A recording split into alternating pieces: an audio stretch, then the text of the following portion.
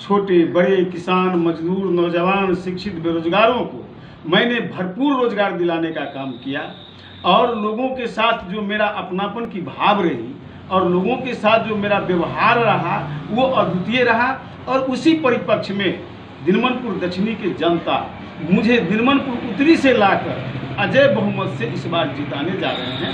ये मेरा जो किया हुआ कर्म है, इसलिए मेरा कर्म है कि मैंने जन्म तो लिया दिनमनपुर उत्तरी में और ये दिनमनपुर जो दक्षिणी है ये रेवन्यू विलेज दिनमनपुर का ही है। हम लोग एक ही साथ रहे हैं और हम लोगों के साथ और जो हमारे ये दिनमनपुर के दक्षिणी के जो लोग हैं इनसे मेरा प्रगाढ़ संबंध रहा है और दुख में, सुख में, हर मुसीबत में और हर वर्ग में हमने साथ दिया है और साथ हैं। इसलिए लोगों ने हमें यहाँ से चुनाव जिताने जा रहे हैं और हम जीत की ओर अग्रसर हैं। अच्छा, बहुत।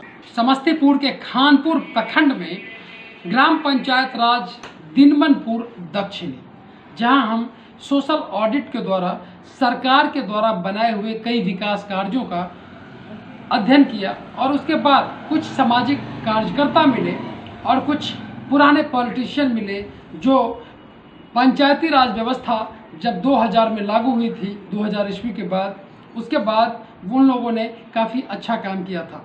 हमारे साथ हैं राम विलास राम। बापू हमेशा ये कहते थे कि पंचायती राज संस्थान अगर सही तरीके से काम करे तो हम देश में राम राज्य ला देंगे और उसी राम राज्य को लाने की कोशिश में हैं राम विलास राम जी। सर, सबसे पहले आपका कार्यक्रम में स्वागत है। धन्यवाद जी, छोड़ दीजिए जी। आप ये बताइए कि राजनीति में क्यों आए, क्या उद्देश्य था राजनीति में आने का? हमने 2000 ईस्वी से राजनीति से हम जुड़े रहे। 2001 से हमने चुनाव लड़ते गए।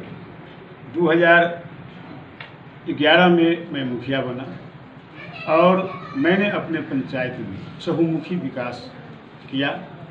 हमारे पंचायत में सड़क नहीं थी, पुल पुलिया नहीं था। लोग इमरजेंसी में या बरसात के मौसम में लोगों का आना जाना दुर्लभ रहा था और जब इमरजेंसी होता था, इमरजेंसी में लोग खाट पर मरीज को लाद कर चकवा घर या रतनी चौक पर लाया जा रहा था। ऐसी परिस्थिति में मैंने मुखिया बनकर अपने पंचायत को, हम जो दिनमनपुर उत्तरी से हम खड़े थे और मैंने वहाँ से जीता था और अजय बहुमत से हमारी विजय मिली थी और मैंने पंचायत को ऐसा विकास किया जो 19वां स्थान था मेरा दिनमनपुर उत्तरी, मैंने पूरे प्रखंड में नंबर 1 स्थान, पहला स्थान बनाया और छोटे बड़े किसान, मजदूर, नौजवान, शिक्षित, बेरोजगारों को मैंने भरपूर रोजगार दिलाने का काम किया और लोगों के साथ जो मेरा अपनापन की भाव रही और लोगों के साथ जो मेरा व्यवहार रहा वो अद्वितीय रहा। और उसी परिप्रेक्ष्य में दिनमनपुर दक्षिणी की जनता मुझे दिनमनपुर उत्तरी से लाकर अजय बहुमत से इस बार जिताने जा रहे हैं। ये मेरा जो किया हुआ कर्म है, इसलिए मेरा कर्म है कि मैंने जन्म तो लिया दिनमनपुर उत्तरी में और ये दिनमनपुर जो दक्षिणी है ये रेवन्यू विलेज दिनमनपुर का ही है। हम लोग एक ही साथ रहे हैं और हम लोगों के साथ और जो हमारे ये दिनमनपुर के दक्षिणी के जो लोग हैं इनसे मेरा प्रगाढ़ संबंध रहा है और दुख में, सुख में, हर मुसीबत में और हर वर्ग में हमने साथ दिया है और साथ हैं। इसलिए लोगों ने हमें यहाँ से चुनाव जिताने जा रहे हैं और हम जीत की ओर अग्रसर हैं। अच्छा, बहुत मुबारकबाद है और जीत की अग्रिम बधाई हम लोग दे रहे हैं आपको। कुछ सवाल हैं जो बापू के सपनों के भारत में हम पूछते हैं, उसी सवाल का ये कुछ और सवाल है कि माननीय मुख्यमंत्री नीतीश कुमार की महत्वाकांक्षी परियोजना 7 निश्चय, जिसमें जल नल भी है, गली नली भी है, ऐसी योजनाओं को आप अपने नेतृत्व में कैसे नीतीश कुमार के सपनों को साकार करेंगे? माननीय मुख्यमंत्री श्री नीतीश कुमार जी के द्वारा जो 7 निश्चय योजना चलाई जा रही है वो बहुत अनमोल रत्न है, चूँकि शुद्ध पेयजल, किसान के लिए भरपूर प्रयास और मजदूर से लेकर, किसान से लेकर छात्र नौजवान का भी इसमें समायोजित है। लेकिन ये धरातल पर जिस ढंग से उतारना चाहिए, पंचायत के जो प्रतिनिधि का दायित्व बनता था वो उतना कारगर ढंग से नहीं उतार पाए और यही जो है जो कहीं कहीं पर फ्लॉप होने का मुख्य कारण बना है।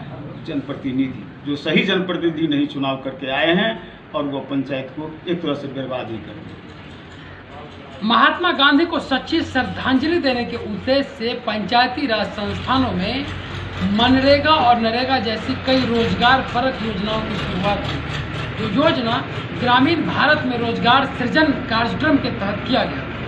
ऐसे में इन योजनाओं में समय दर समय कई भ्रष्टाचार और संगठित लूट की बात सामने आती रहती है, जिसमें फर्जी जॉब कार्डधारी होते हैं और उनके द्वारा ये सिंडिकेट और ये पूरा नेक्सस चलता है।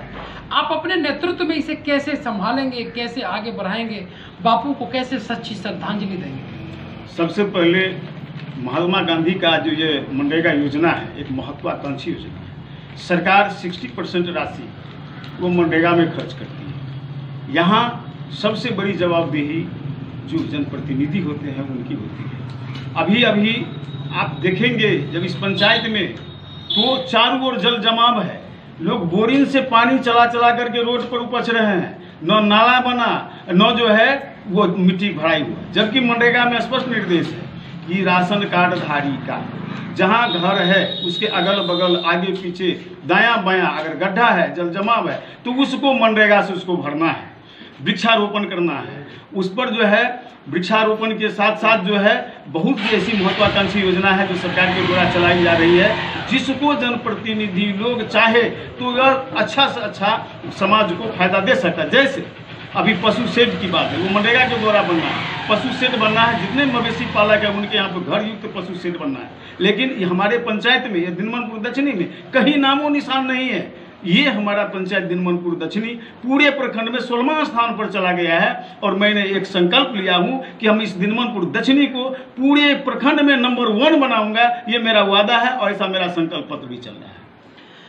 युवाओं के लिए नशा, बेरोजगारी और पलायन ये एक बहुत बड़ी समस्या है। कैसे इसको स्वरोजगार के अवसरों से आप अपने नेतृत्व में अपने पंचायत को करेंगे?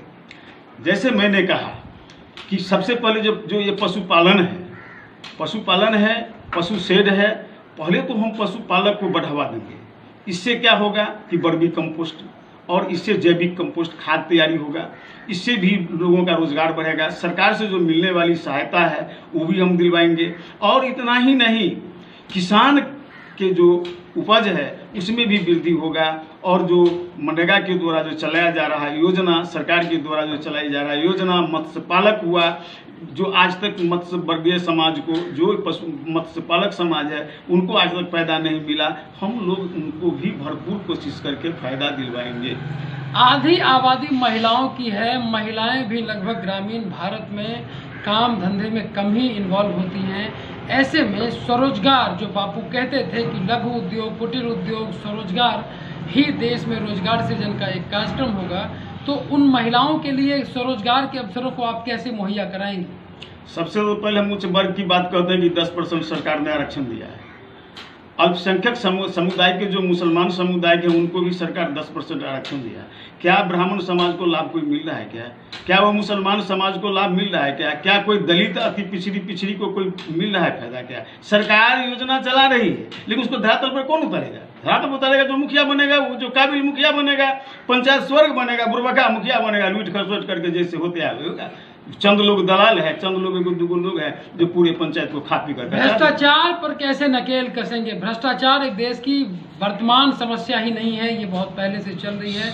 अब ये संगठित लूट बन चुका है। ऐसे में वार्ड में आम सभा का नहीं होना, गांव के पंचायत में आम सभा का नहीं होना भ्रष्टाचार को कई मायने में संगठित रूप से बढ़ाता है। ऐसे में आप अपने नेतृत्व में भ्रष्टाचार को कैसे कम करेंगे? सबसे पहले जब मैं मुखिया बनूंगा तो ये भ्रष्टाचार है उसको जड़ से मिटाऊंगा, बिचौलिया राज खत्म करेंगे और जनता का राज अधिकार होगा। बंदूक किन्हीं के कंधा पर, रिमोट किन्हीं के हाथ में, ये नहीं होने देंगे। ये जिनका जो अधिकार है, गरीब अमीर छोटे बड़े, जो आरक्षित वर्ग से लेकर या समान वर्ग के लोगों का जो अधिकार है, जो हकमारी होते आया है, वो हकमारी कदापि नहीं होगा। और ये मैं वादा करता हूँ। आप जीतने के बाद, पंचायत में आने के बाद वो 5 काम कौन सा करेंगे प्राथमिकता के आधार पे, जो आज से पहले आपके पंचायत में किसी भी जनप्रतिनिधि ने यह काम करने की हिम्मत नहीं जुटा पाई, और आपके पंचायत के उन जनता के लिए वो बहुत ही ज़रूरी काम है? सबसे पहला, आज हमारे कुछ भाई ऐसे हैं, करीब 25% लोग ऐसे हैं जो जिनका लड़का बच्चा 14 साल, 15 साल, 20 साल का हो गया, शादी हो गया, विवाह हो गया, उनकी पत्नी भी आ गई, लेकिन आज तक वो राशन कार्ड से वंचित है, वो राशन से वंचित है। मेरा पहला प्राथमिकता होगा कि उनको खाने के लिए सबसे पहले अनाज हो, राशन कार्ड बने और उनका अनाज मुहैया हो। दूसरा ये है कि जो अभी तक बहुत ऐसे लोग हैं जिनको इंदिरा आवास नहीं मिला, इंदिरा आवास यानी प्रधानमंत्री आवास जो है, जो आज भी उसमें भी बहुत ढंग से गलतफहमी हो रही है, गलत ढंग से उसको वितरण किया जा रहा है। मैं मुखिया बनूंगा तो बड़े छोटे गरीब अमीर में भेदभाव कुछ नहीं, समान ढंग से मैं चरणबद्ध तरीके से सूची तैयार कर ग्राम सभा से पारित कर मैं उन लोगों को मकान दिलाने का काम करूंगा जो बेघर है। तीसरा पॉइंट है कि मैं आप मीडिया महोदय हैं, मैं आपको भी हम कहना चाहता हूं कि जो सबसे पहले आपने स्वरोजगार की बात की, कुटीर उद्योग की बात की, लघु उद्योग की बात की, सीमांत लघु, तो ये सारी प्रक्रिया जो है ये ग्राम पंचायत में निहित है। हम पहले कहा कि काबिल मुखिया होगा, जानकार मुखिया होगा, अनुभवी मुखिया होगा, पंचायत स्वर्ग बनेगा। नहीं ले उठा पटक वाला मुखिया होगा तो पंचायत दो आदमी बिचौलिया मिलकर चलाएगा, पंचायत बर्बाद। मैं मुखिया बनूंगा, गरीब अमीर छोटे बड़े किसान मजदूर नौजवान जितने भी हैं शिक्षित बेरोजगार सबका हम रोजगार उपलब्ध करेंगे। हम एक चहुमुखी विकास करेंगे, हम सर्वांगीण विकास करेंगे, अपना नाम कमाएंगे और इसी उद्देश्य से हम जो है मुखिया में हम खड़े हुए हैं और हम जीत के ओर अग्रसर हैं।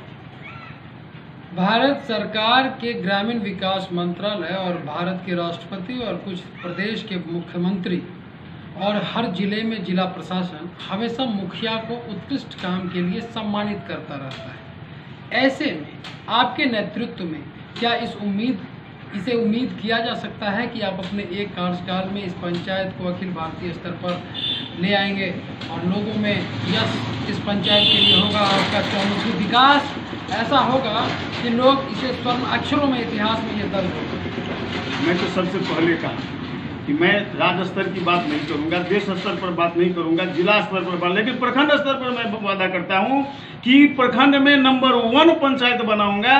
ये मेरा जो है संकल्प है और ये मेरा वादा है। अगर मैंने एक नंबर मुखिया बनने के बाद अगर इस पंचायत को एक नंबर पर नहीं पहुंचाया तो मैं मुंह दिखाने के लिए दिनमनपुर में नहीं रहूंगा, सुसाइड कर लूंगा लेकिन मुंह नहीं दिखाएंगे। ये मेरा वादा है। अरे इसको कट कर देना, नेताजी सुसाइड कैसे करेंगे? अच्छा जी, इसको कट कर